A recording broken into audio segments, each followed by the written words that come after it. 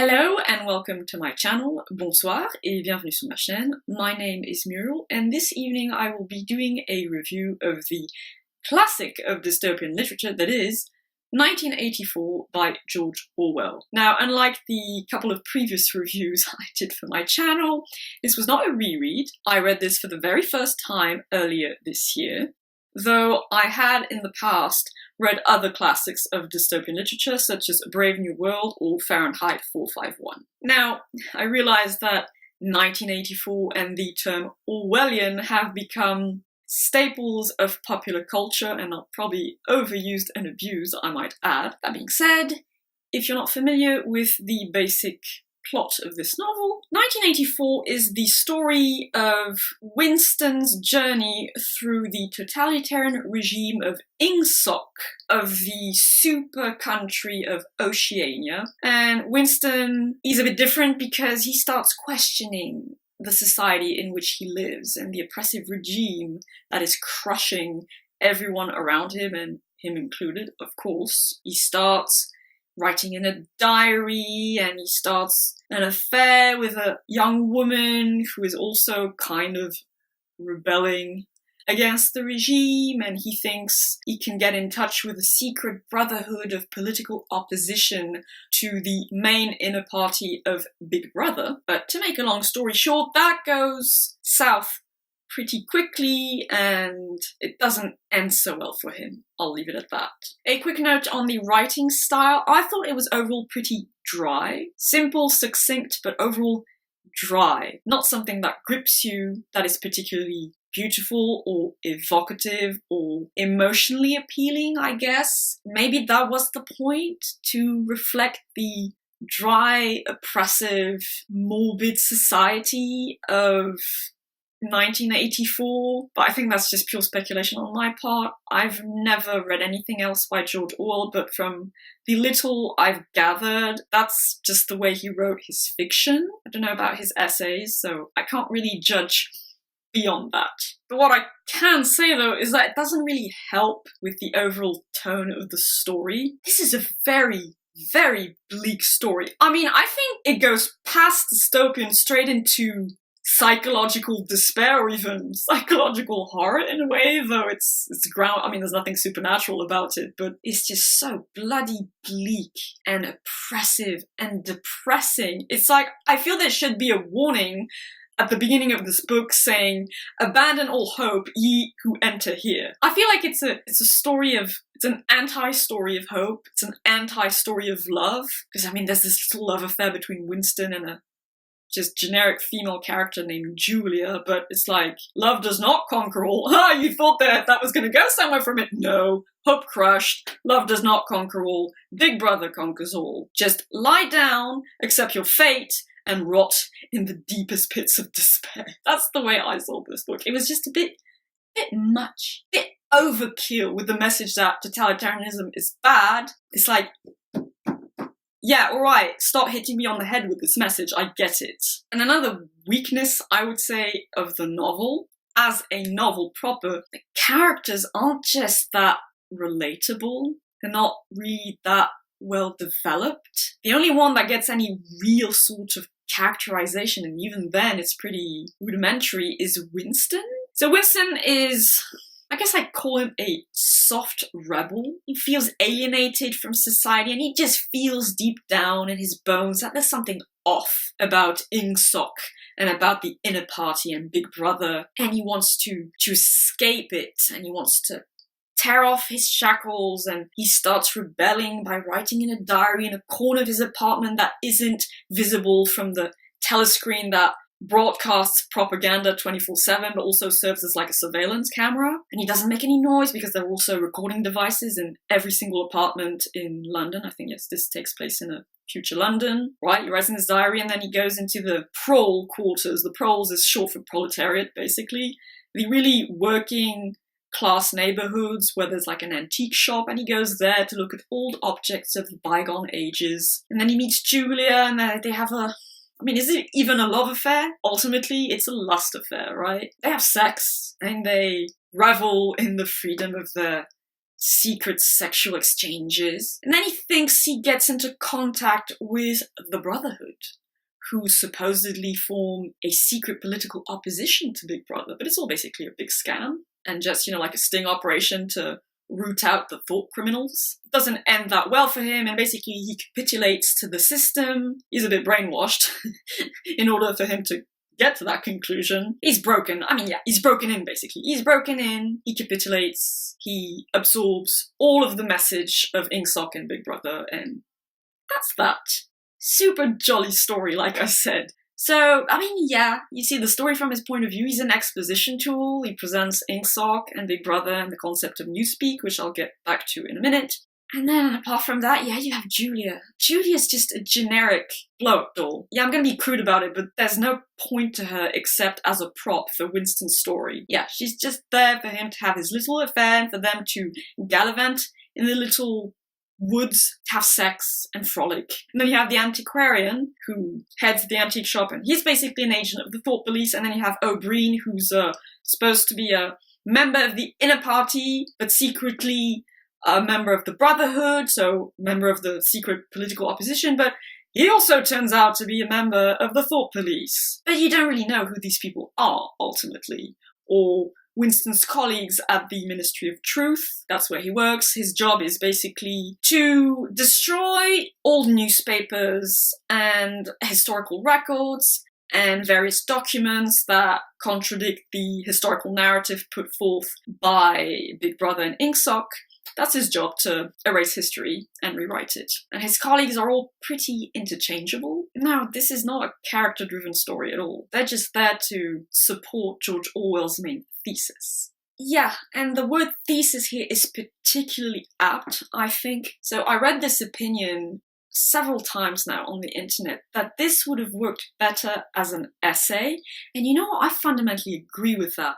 As a novel, it doesn't really work.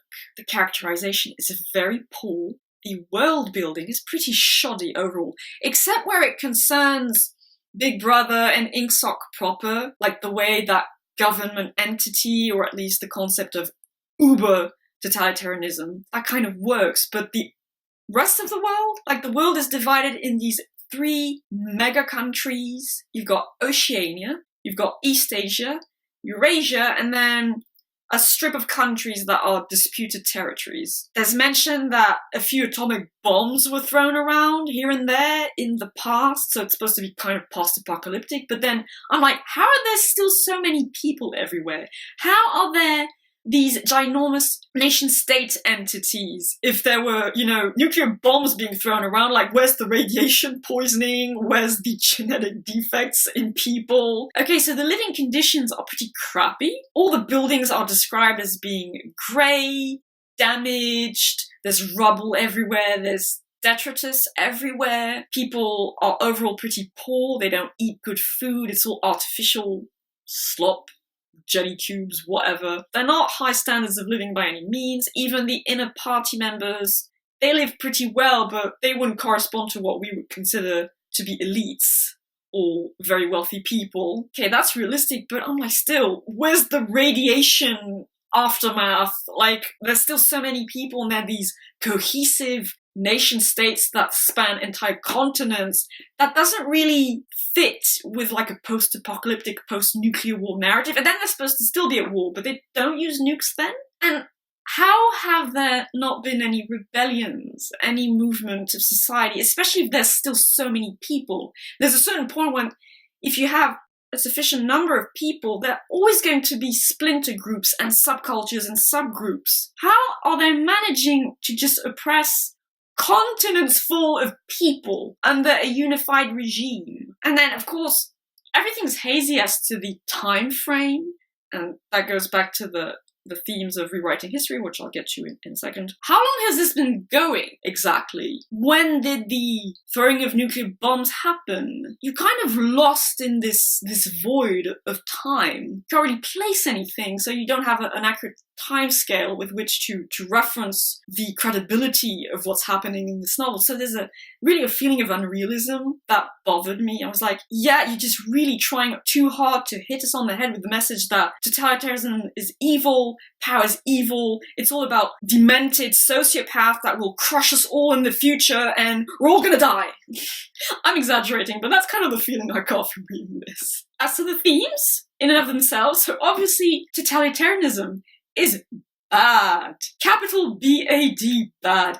Yes, sir. I think I got the message. Now, to be fair, yes, you have to replace it, like is often the case with these older books, in its historical context. George Orwell, from what I understand, was a Marxist, but terribly disappointed by the turn communism took in Russia and the east of Europe. So obviously he was very doom and gloom about what he thought was going to happen with that. But in reality, you know, even the USSR fell. I mean, okay, fine. I don't want to go into deep discussions of politics and current affairs, but yeah, there's still problems with Russia today. Fair enough, and there are problems with America and Europe and Great Britain and all of that, and there's still dictators, sadly. But like, we're nowhere near the level of bad that is shown in this book. So I get that he was trying to write, I guess, a cautionary tale, but again, it just kind of falls flat because it's just so over the top with its crushing despair and oppressive ambience. I'm like, yeah, dude, just stop. It's overkill. And funnily enough, that's also a feeling I had when I read The Power by Naomi Alderman, which I've just recently reviewed. It's just overkill. It's too freaking much. I can't suspend my disbelief after a point. It's just too much. Yes, power corrupts. Absolute power corrupts absolutely. And power only seeks to perpetuate itself, and power is evil. But you get the sense that, see, that's another problem I had with the world building. What's the point of Big Brother? I guess maybe that's what his message was, that there is no point to it, it just is for its own sake. Yes, alright, but power isn't held by people, humans, and humans are motivated by a variety of different factors, emotional, intellectual, ideological, what have you. So is he again arguing that basically all humans at a certain point all turn into sociopaths? Which was kind of the direction Naomi Alderman took in The Power as well, but with women specifically. Again, I don't buy that. I just don't. Because all the members of the inner party seem to be replaceable to a certain extent. There doesn't seem to, ironically, be a central authority figure, except for this nebulous concept of Big Brother. Well, what the hell is Big Brother? I guess, ironically, it kind of reminds me of a quote from A Song of Ice and Fire, of all things. Power resides where men believe it to reside. There's something to that. But even then again, like, that can only go on for so long. See, I'm going to read you a quote here ahead of the rest of the quotes I'll be reading at the end of the review. But it kind of illustrates the tone of the novel about George Orwell's vision of the future under ingsoc and absolute evil sociopathic totalitarianism. There will be no curiosity, no enjoyment of the process of life. All competing pleasure will be destroyed. But always, do not forget this, Winston, always there will be the intoxication of power, constantly increasing and constantly growing subtler. Always, at every moment, there will be the thrill of victory, the sensation of trampling on an enemy who is helpless. If you want a picture of the future, imagine a boot stamping on a human face forever. Sorry, I don't buy that. Nothing, not even this can last forever. It's like it defies the very laws of physics. There is no such thing as perpetual motion. There's no such thing as perpetual growth in nature and biology. So even this can't last forever. I think there's a certain point where either people would commit mass suicides because of the sheer hopelessness of their miserable, pathetic lives, or some dude would manage to get his hands on the nuclear codes and just end it all and annihilate the entire Earth. But I don't buy this that humans would just trudge on into perpetual misery and hopelessness like that. On to more interesting themes, I think, because that one just, again, it just hits you on the head with it. Right, I got it, mate. It's bad, it's horrible, we're all gonna die. More interesting, I think, is the concept of manipulating history, historical narratives. There's this famous quote that, I mean, I don't know where it comes from, but, you know, history is written by the victors. So it's kind of in that vein. And from the book itself, those who control the past control the present, and those who control the present control the future. It's a central theme of the book, that history must permanently be controlled and monitored closely, all documents are erased. Now there's this thing where, so Oceania is supposed to be in perpetual conflict with either East Asia or Eurasia. But it can change from one day to the next. Or let's say for a week they're in conflict with East Asia and have always been in conflict with East Asia and are staunch allies of Eurasia, and then they flip a switch, erase all relevant documents, modify them, and no. Actually, we were always in conflict with Eurasia and staunch allies of East Asia. So information is really controlled absolutely. History is controlled absolutely. The narrative is in the hands of Big Brother and Ingsoc. Now, again, I think it's an extreme variation on the theme, but there's something very true to it as well. I'm always lamenting some people's lack of historical knowledge and of awareness of what happened before their own lives. Perhaps this is more of a problem in people that are a bit younger than me, so to be fair, they have time to correct that. But yeah, we need to be aware of our past so we can hopefully ensure that the future will be slightly better, at least not worse. Can we try to do that? So yeah, understanding who writes history, who controls the narrative, is very, very important to establishing veracity and truth, ultimately. That's also the perverse thing about the society of Ingsoc that's going to lead into the third theme, is the manipulation of words and language itself. The Ministry of Propaganda and of erasing history and correcting it, modifying it to suit the current political dogma, it's called the Ministry of Truth. The place where thought criminals are sent to be rehabilitated through less than savory means, where they get tortured, basically, is called the Ministry of Love. And then I think the Ministry of War is called the Ministry of Peace, and there's a fourth one, I unfortunately can't remember its name. Like there's this famous line, which I should probably quote later on in the book, that, well, it's on the cover of my copy actually. War is peace, freedom is slavery, ignorance is strength. So this theme that who controls language controls the world.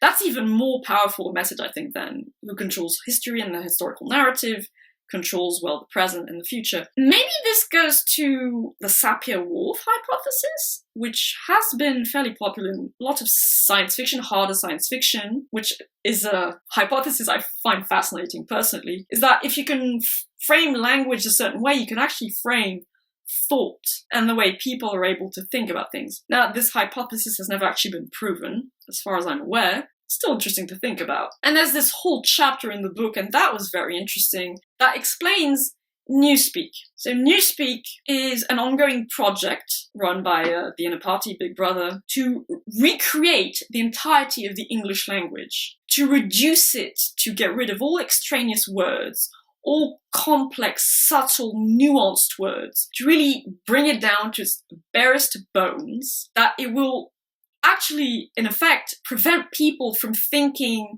in complex ways, in nuanced ways, to form their own opinions, to question the prevailing political narrative, because they won't have any words to put their feelings or thoughts into a concrete form, if you will. And that was a fascinating premise, I think. That's, to me, was the best bit about 1984, this idea that if you manipulate language, you rewrite language to suit your own needs, that's a very dangerous thing. I'm not sure it can actually entirely reprogram your brain. I mean, I think the name for that is neuro-linguistic programming or something like that. I'm not sure I buy that you can completely shackle the mind by taking away words, because then I would assume some people just then make new words. Like, how did language even evolve in the first place? Apes don't have words like we do. At some point, humans made up words and then added on more words and more words and more words to express their feelings, their thoughts. So I think there's a limit to that theory or to that thesis, but it's still very interesting to think about. It's very scary. And so the entire framework and rule book for creating Newspeak is presented in a big chapter in the book, how words are supposed to really be simplified to the extreme. Like, instead of saying, this was marvelous, you say, this was double plus good, which sounds really clunky if you think about it, but so that was good. Which brings me to an ending note about the place this has taken in popular culture. It's now a pet peeve of mine that I get annoyed at people who just use the word Orwellian for anything and everything. I have a suspicion that a lot of people who actually use that word have never read, I don't know about the rest of George Orwell's oeuvre, but certainly not this, because I'm like, if you think we're currently living in 1984 conditions and that our living conditions are Orwellian, one, well, either you just haven't read the book and you're talking out of your ass. Two, you have read the book, then I'm sorry, mate, and I absolutely hate that I have to use this expression, but you seriously need to check your bloody privilege, alright? Because in no way, shape, or form are we living in this. Look, I get it, it's good to call out abuses of democracy, and some things are Orwellian. It is used correctly, in my opinion. Sometimes, yes. Some like manipulations of language, like I said, trying to reframe the narrative to suit your own needs, passing lies as truth. Those are all Orwellian things, yes. But someone getting angry at you because you said something stupid on the internet, that is not Orwellian. We have to ensure we keep it that way. But we're living in pretty nice conditions overall, in the West at least. And we have to fight to maintain that or make it better. Because a lot of things that are going wrong, sadly. So it's good to keep that in mind. And perhaps this at least, well, see, yeah, this should give you an example of what not to aim for. But you shouldn't use this as a way to exaggerate the problems we currently face in society. That's ridiculous. Besides, like I said, even this is kind of overkill. If anything's going to do us in, it's climate change. And now I shall read some quotes from 1984. A hideous ecstasy of fear and vindictiveness, a desire to kill, to torture, to smash faces in with a sledgehammer, seemed to flow through the whole group of people like an electric current, turning one, even against one's will, into a grimacing, screaming lunatic. That was the ultimate subtlety, consciously to induce unconsciousness, and then, once again, to become unconscious of the act of hypnosis you had just performed. The whole climate of thought will be different.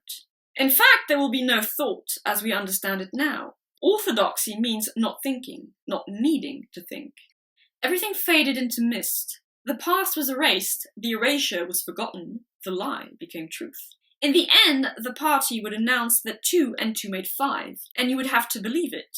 It was inevitable that they should make that claim sooner or later. The logic of their position demanded it. Not merely the validity of experience, but the very existence of external reality was tacitly denied by their philosophy. There was a direct, intimate connection between chastity and political orthodoxy. For how could the fear, the hatred, and the lunatic credulity which the party needed in its members be kept at the right pitch, except by bottling down some powerful instinct and using it as a driving force? The sex impulse was dangerous to the party, and the party had turned it to account. They could not alter your feelings. For that matter, you could not alter them yourself, even if you wanted to. They could lay bare in the utmost detail everything they had done or said or thought. But the inner heart, whose workings were mysterious even to yourself, remained impregnable. We do not destroy the heretic because he resists us. So long as he resists us, we never destroy him. The command of the old despotisms was, "Thou shalt not." The command of the totalitarians was, "Thou shalt." Our command is, "Thou art." One does not establish a dictatorship in order to safeguard a revolution. One makes the revolution in order to establish the dictatorship. The object of persecution is persecution. The object of torture is torture. The object of power is power. The heretical thought would be unpunished, unrepented, out of their reach forever. They would have blown a hole in their own perfection, to die hating them. That was freedom. And that was my review of 1984 by George Orwell. Personally, if I had to choose, I would go with Brave New World. To me, it's a superior book, though, to be fair, I read it a long time ago and have a fresher, more relevant opinion and perspective. I should probably reread it at some point. In any case, I hope you found it interesting. Did you read this novel? I don't know, but I get the impression that a lot of people quote it, or, like I said, they call things Orwellian, but they haven't actually taken the time to read the novel. I don't know, so have you read it? Are you interested in reading it? Please do let me know. And in the meantime, I hope you will have a lovely day or evening, and I shall see you in the next video. Bye-bye.